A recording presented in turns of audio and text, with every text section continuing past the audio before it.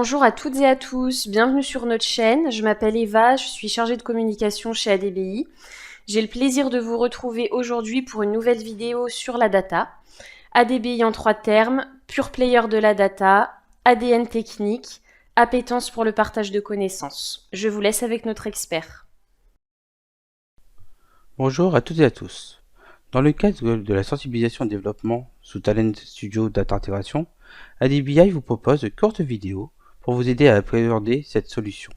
N'hésitez pas à revenir vers nous pour toute question. Je vous remercie. Bonjour.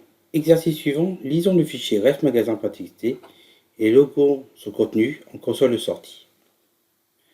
Tout d'abord, créons le job, exode numéro 3, lire le fichier, et je répète de nouveau, objectif, description et notes.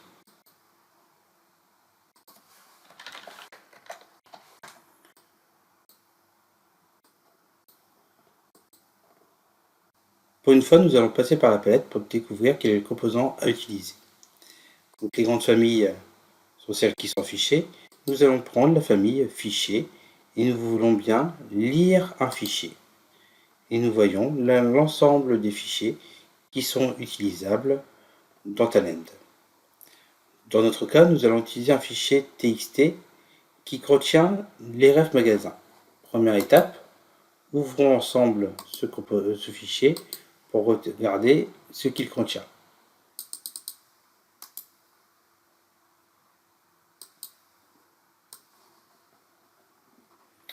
Nous voyons que nous avons un fichier CSV dont les séparateurs sont les points-virgules. Un tel fichier s'appelle dans Talend un fichier délimité. Nous allons prendre le composant tfileInput delimited. Nous spécifions le composant, nous allons regarder quel est le répertoire, quel est le fichier qui nous intéresse. Donc c'est de .temp, Dauphine, et nous voyons refmagasin.txt. Nous pouvons voir que même si nous sommes dans un environnement Windows, il a transformé les anti-slash habituels par des slash. Cet élément est nécessaire puisque l'anti-slash est un caractère d'échappement au niveau de Java. Si vous mettez anti-slash n, vous avez le retour chariot, anti-slash t, vous avez la tabulation.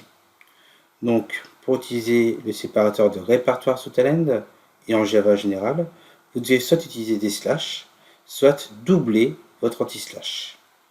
Dans notre exemple, nous allons mettre ces deux .temp, Dauphine, refmagasin.txt. Et nous allons construire comme d'habitude le squelette. Nous mettons un composant locaux et nous définissons un titre pour la lecture du fichier. Comme nous avons vu tout à l'heure, il est nécessaire également de mettre de la documentation sur le nommage des composants. Pour ce faire, je prends mon composant, je prends le view et je peux, par exemple, aller chercher la valeur de filename du fichier. Donc je remets mon curseur et je vois que c'est filename, la variable de nommage. Filename. Et nous voyons le répertoire du magasin. À présent, loguons le résultat. Et nous pouvons voir qu'il a logué 31 lignes. Pourtant, aucune information n'est affichée sur l'écran. Pourquoi cette anomalie? Elle est décidée à cause du warning. Si on voit le warning, il nous dit aucun schéma n'est défini. En effet, comme j'ai plusieurs fois répété, le schéma est obligatoire pour savoir qu'est-ce qu'on manipule. Là, Talend considère qu'il ne manipule rien du tout dans le fichier, donc il prend les lignes une à une. Nous devons, dans notre cas, aller voir le schéma, aller voir l'identifiant, et regarder quelles sont la composition. Donc on a un ID ref magasin, un libellé et un ref type magasin. Donc pour être plus propre, nous pouvons utiliser le même nommage.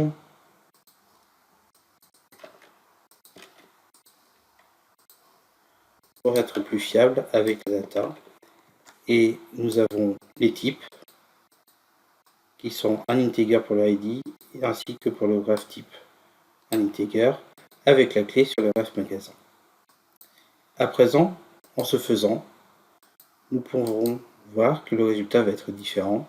Il nous a bien récupéré les informations nécessaires. On aurait pu faire une erreur sur le nombre de colonnes. Par exemple, j'enlève le rep magasin.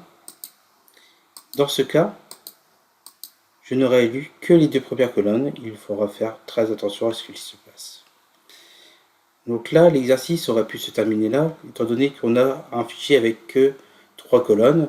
Donc il est facile d'ouvrir le fichier, de faire des copier-coller sur chacun des types. Mais que se passerait-il si votre fichier prendrait une cinquantaine de colonnes? Il serait vraiment très difficile de le faire et très laborieux. Talend a donc simplifié le fonctionnement avec ce qu'on appelle les métadonnées. Ce sont des sources de données sur lesquelles on va créer des éléments grâce à des wizards. Donc je fais créer un fichier limité. Je l'appelle le fichier ref magasin. Voilà, on peut mettre un objectif, une description, la même chose. Et nous allons chercher dans Python les fichiers txt ref magasin. Et vous voyez que par défaut, il ouvre le fichier et il va vous aider à déterminer ce qu'il faut en faire. Nous pouvons voir que Malène Café, il y a un caractère spécial. Il faut faire attention grâce à l'encodage. On va choisir le Windows 1252. Et la particularité de notre fonctionnement, c'est de regarder, définir les lignes d'entête comme le nom des colonnes. Par défaut, et grâce à réfléchir à l'exécution, il va savoir que la première ligne correspond au nom des colonnes. Et dans le next, on peut voir que par défaut, il a créé la structure comme bon nous semble. Il faut faire très attention à la longueur qui est spécifiée dans Talend lors de cette reverse de la data. En effet, pour un entier, il n'est pas nécessaire de définir la longueur. Par contre, pour le libeller, il est souvent nécessaire d'augmenter cette longueur ou la diminuer parce que ce n'est pas nécessaire. Pourquoi il avait mis le nombre 22? C'est parce qu'il avait trouvé la plus grande chaîne de caractères avec ce nombre de caractères. Il faut bien faire attention à cela. Donc, si je fais fini, on va pouvoir récupérer les informations en TFL Input Delimited. Quelle est la particularité d'utiliser le fichier délimité par rapport au fichier natif? C'est d'une part, tout à l'heure on avait dit que les données étaient bien affichées, mais nous n'avions pas pensé à scroller vers le haut, pendant lequel il nous avait dit que la première ligne ne marchait pas, puisqu'il considérait que ID Ref Magasin ne pouvait pas être converti dans un numéro. Puisque, je le répète, l'ID numérique qu'on a défini dans le schéma était un int non nullable. Donc nous voyons qu'il faut faire très attention au schéma, il faut bien scroller, il faut bien vérifier les exécutions, parce que ce n'est pas parce qu'il y a eu une erreur qui s'est passée que le traitement va s'arrêter complètement. Par contre, dans notre cas, avec le référentiel, si on utilise le logo, par défaut, nous allons pouvoir avoir le résultat escompté. Et cette fois-ci, sans l'erreur. Vous voyez, par contre, qu'on est passé par le mode référentiel, il a perdu son nom technique. Donc, je le redis, il est nécessaire d'avoir un nom technique, mais également un nom fonctionnel. Donc, nous devons retourner dans la view pour le faire.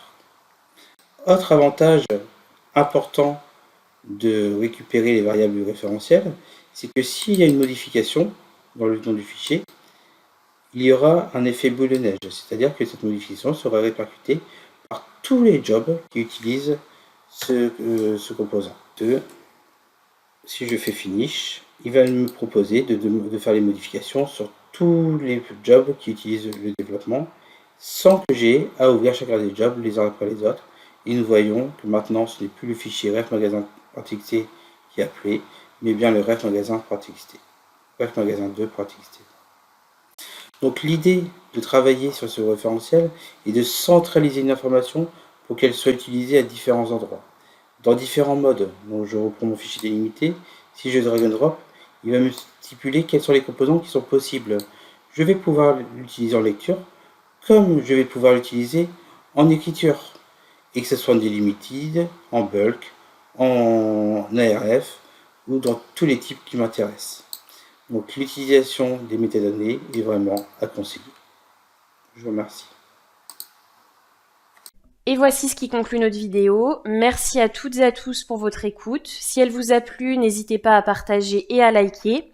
Vous pouvez aussi vous abonner à notre chaîne YouTube et visionner toutes les vidéos précédentes. Nous restons à votre écoute et vous pouvez nous contacter via commercial@adbi.fr pour toute question commerciale, rh@adbi.fr pour nous rejoindre et contact@adbi.fr pour toute autre question. Restez connectés et à bientôt.